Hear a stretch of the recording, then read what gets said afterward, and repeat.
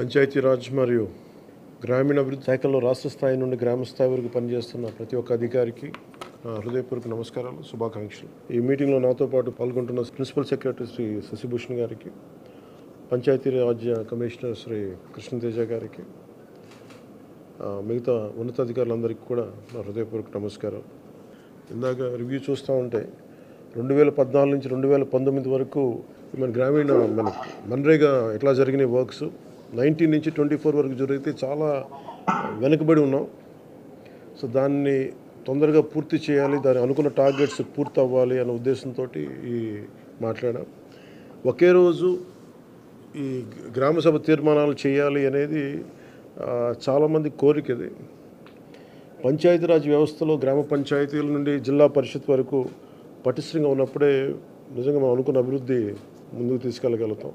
అందుకని దాంట్లో భాగంగానే ఆగస్టు 23 తారీఖున రాష్ట్ర వ్యాప్తంగా 13,326 గ్రామ పంచాయతీల్లో ఇప్పుడు ఇంతకుముందు ఎన్నడూ లేని విధంగా ఒకే రోజున గ్రామ సభలు నిర్వహిస్తూ ఉన్నాం. జిల్లా పంచాయతీ అధికారులు, గ్రామ పంచాయతీ అధికారులందరికీ గ్రామసభ నిర్వహణపై పూర్తిస్థాయి అవగాహన కల్పించాలి. గ్రామసభ సమాచారాన్ని కనీసం 2 రోజుల ముందుగా టామ్ ద్వారా తెలియజేయాలి. ఈ గ్రామసభలు అర్థవంతంగా నిర్వహించాలంటే గ్రామస్తులు, ప్రజాప్రతినిధులు, అధికారులు అది మనస్ఫూర్తిగా పాల్గొంచుకోవాలని కోరుకుంటా ఉన్నాం. ఈ గ్రామ సభల్లో ఉపాధి హామీ పథకంలో ప్రతి కూలీ కుటుంబం సంవత్సరంలో 100 రోజులు పనిచేసే విధంగా అవగాహన కల్పించాలి. కూలీలకి ఉన్న హక్కులను తెలియజేయాలి. రైతులకు ఉపాధి హామీ పథకాన్ని సద్వినియోగం చేసుకోవడానికి సంబంధించిన పనుల వివరాలను గ్రామ సభల్లో ప్రతి ఒక్కరికి అర్థమయ్యే విధంగా తెలియజేయాలి. దాంట్లో ముఖ్య కీలకమైనవి మనకి దాదాపు 44 నుంచి 46 దాకా పనులు నిర్దేశింపబడ్డాయి. మీరు కొంచెం వివరంగా చూసి ఆ గ్రామాల్లో ఆ ప్రయారిటీని బట్టి ముందుకు తీసుకెళ్లవలసింది కోరుకుంటా ఉన్నాం. అదేవిధంగా 24-25 ఆర్థిక సంవత్సరంలో ఉపాధి హామీ పథకంలో చేపట్టవలసిన పనుల వివరాలను గ్రామసభలో చర్చించి గ్రామసభ ఆమోదం తీసుకోవాలి. ఇది ప్రత్యేకించి గత కొన్ని సంవత్సరాలుగా మేము క్షేత్రస్థాయిలో తిరుగుతున్నప్పుడు మాకు అనిపించింది ఏంటంటే గ్రామసభ అనేది ఒక నామకే వాస్తేలా అయిపోయింది. దీన్ని నిజంగా గ్రామసభ అలా జరపాలి. ఇది ఏదో జరిపామని కాకుండా నిజంగా అన్ని వర్గాల ప్రజల్ని ఆ గ్రామసభలో పార్టిసిపేట్ చేసేలాగా మీరు కొంచెం చర్యలు తీసుకోవాలి. ఉపాధి హామీ పథకంలో చేపట్టే పనులు పేద కూలీలకి, రైతులకి, గ్రామానికి ఉపయోగపడే ఉత్పాదకత పెంపొందించే ఆస్తులను నిర్దేశించిన నాణ్యత ప్రమాణాల ప్రకారం పూర్తి చేయాలి. ఉపాధి హామీ పథకంలో చేపట్టే పనుల నాణ్యత విషయంలో ఎలాంటి రాజీ లేకుండా పూర్తి స్థాయి నిబద్ధతతో ప్రతి ఒక్కరు పనిచేయాలని నేను మనస్ఫూర్తిగా కోరుకుంటా ఉన్నాను. గత 2 నెలలుగా రివ్యూలు చేస్తున్న పనుల్లో కొన్ని క్షేత్రస్థాయి పర్యటనలో నా దృష్టిలోకి వచ్చినవి కూడా మీకు తెలియజేస్తాను. అలసత్వం వహించిన వారిపై ఎలాంటి మొహమాటం లేకుండా క్రమశిక్షణ చర్యలు తీసుకుంటాం.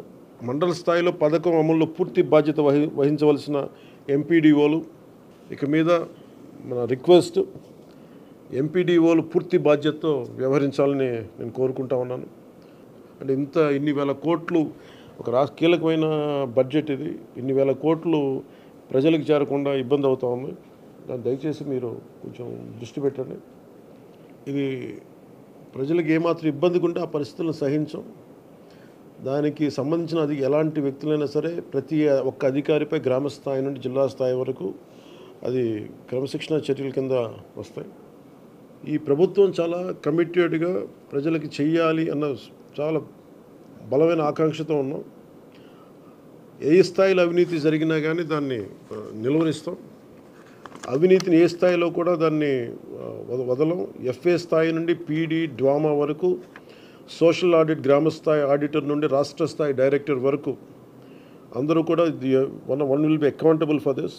దయచేసి అవినీతికి తావు లేకుండా భవిష్యత్తులో అందరం ఈ కైండ్ ఆఫ్ డిసిప్లినరీ మెషర్స్కి ముందుకెళ్లకుండా మీరు పార్టిసిపేట్ చేయాలని కోరుకుంటా ఉన్నాను. అంతేకాదు బాధ్యతాయుతంగా సమర్థవంతంగా పనిచేసే అధికారులకు కూడా సిబ్బందిని గుర్తించి వారిని ప్రోత్సహిస్తాం. ఇకపైన ఉపాధి హామీ పథకాన్ని సమర్థవంతంగా అమలు చేయడానికి మనందరం కలిసి పనిచేద్దాం. పథకం అమలులో మన రాష్ట్రాన్ని దేశంలోనే మళ్ళా మొదటి స్థానంలో ఉంచడానికి కృషి చేయాలని కోరుకుంటా ఉన్నాను. గ్రామాలను అభివృద్ధి చేసే మహాత్మా గాంధీ గారి కళలాగా గ్రామ స్వరాజ్యాన్ని స్థాపించాలి, ఆ దిశగా అడుగులు వేయాలని చెప్పి మీరందరూ కలిసి మాకు సహాయ సహకారాలు ఇవ్వాలని మనస్ఫూర్తిగా కోరుకుంటున్నాను.